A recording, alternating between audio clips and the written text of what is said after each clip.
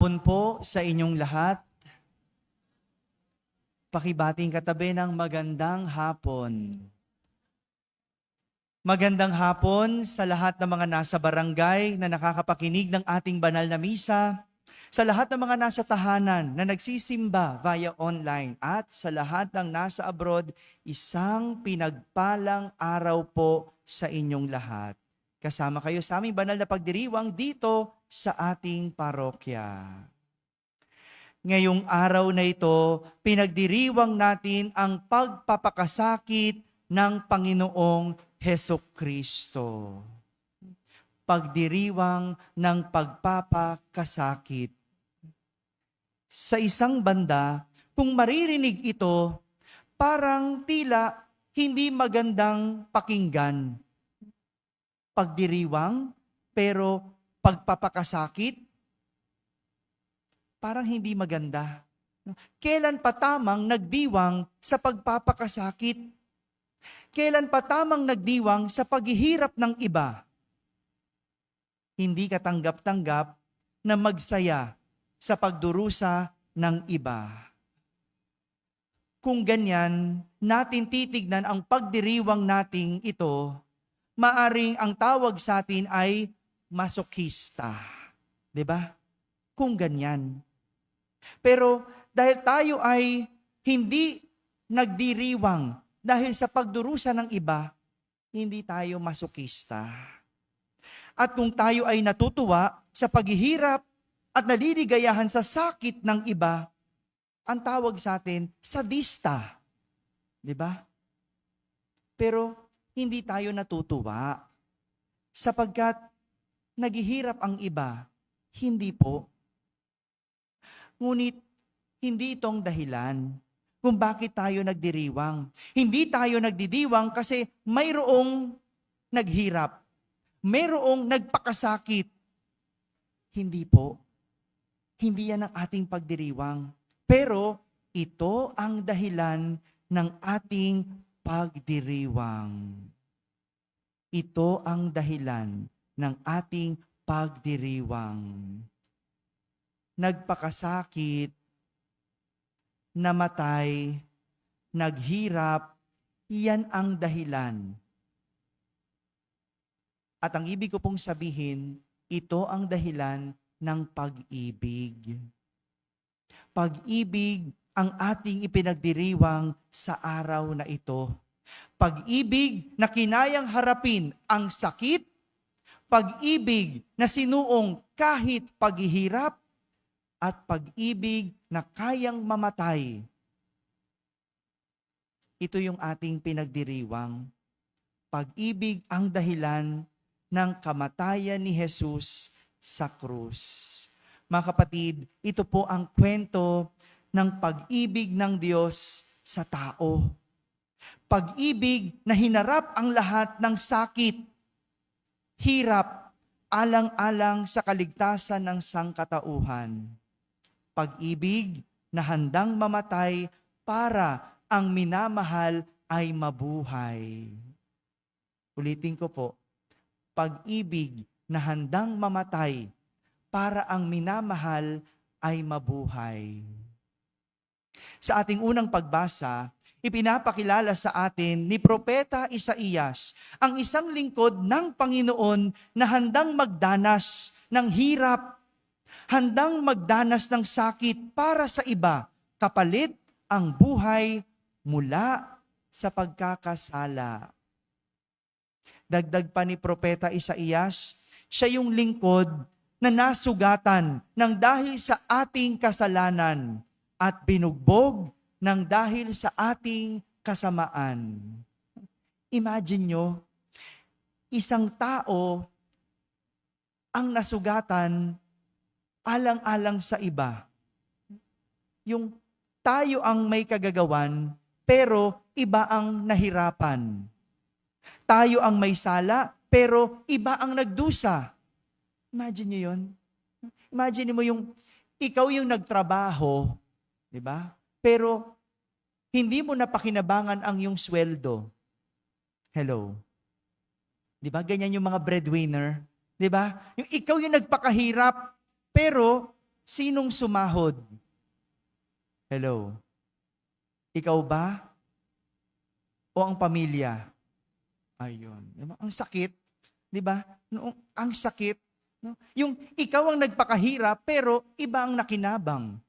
Ikaw ang nagluto, pero iba ang kumain. Di ba? Ang sakit. Pero, ang makakaramdam lang ng sakit ay yung walang pagmamahal. Pero yung may pagmamahal, hindi yun masakit. Talagang ganun. Dahil may pag-ibig. Ang pag-ibig na ito ay tinatawag nating sakripisyo. Sabihin nyo nga po. Isa pa. Yan, tulog na yung iba hindi po ba? Sakripisyo, yan, no? Sakripisyo yan, no? Yung hirap ka na pero idinidilat mo pa rin yung mata mo, sakripisyo. Sakripisyo mula sa dalawang salitang Latin. Ang sacra, ibig sabihin, sacred, banal. At facere, ibig sabihin, to make or to do. Kaya kapag pinagsama ang dalawang salita, ibig sabihin, to make holy. Gawing banal.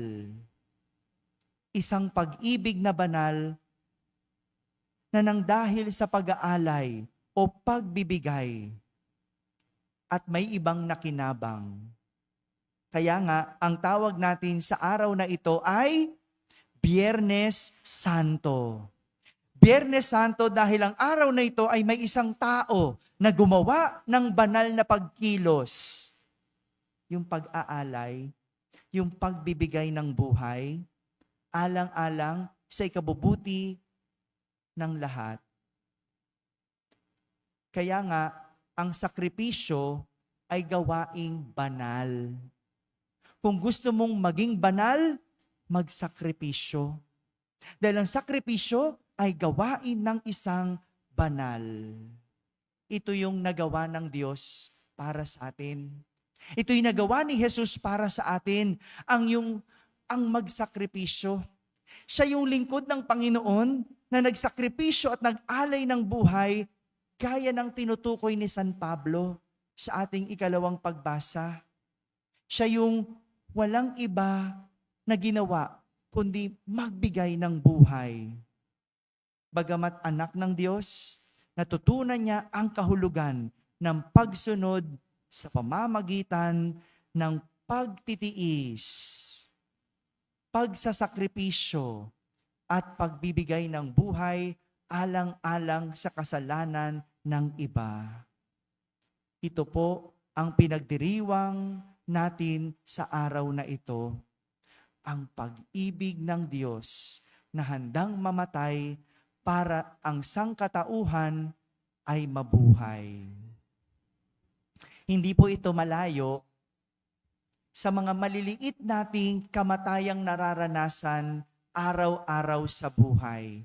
Hindi ito malayo sa karanasan ng isang ina na nagkandapasok-pasok na dahil sa pagluluto. Sino makikinabang? Ang pamilya. Hindi ito malayo sa isang ina na nagkanda kuba-kuba na sa pagtatrabaho para sa pamilya. O kaya sa isang ama na ng ibang bansa at nagtitiis ng pangungulila para magtaguyod ng pamilya. Hindi ito malayo sa mga kabataan o sa isang anak na nagsusunog ng kilay para makatapos at magkaroon ng magandang kinabukasan. Lahat yan, maliliit na sakripisyo. At ginagawa yan dahil sa pag-ibig. Pag-ibig. Alam niyo po, naalala ko, yung nanay ko, no, nung mga maliliit pa kami, no, sabay-sabay kami ng mga kapatid ko na lumalaki. No? 4 kaming sunod-sunod. No? Kaya yung nanay ko, gumigising ng 3:00 ng madaling araw. No? Kasi 4:00, gigisingin kami, no? Para maghanda sa eskwela. No? Yung nanay ko, nagigising na ng umaga. No? Bubuksan ng kalan, no? Ilalagay ang kawali, No? Kukunin ng hotdog o nuggets, lulutuin. Habang niluluto, tatakbo, pupunta sa kwarto. No? Gigisingin kami. Babalik ta rin ang hotdog. Babalik ta rin ang nuggets. Babalik sa kwarto, tulog pa rin kami. No? No?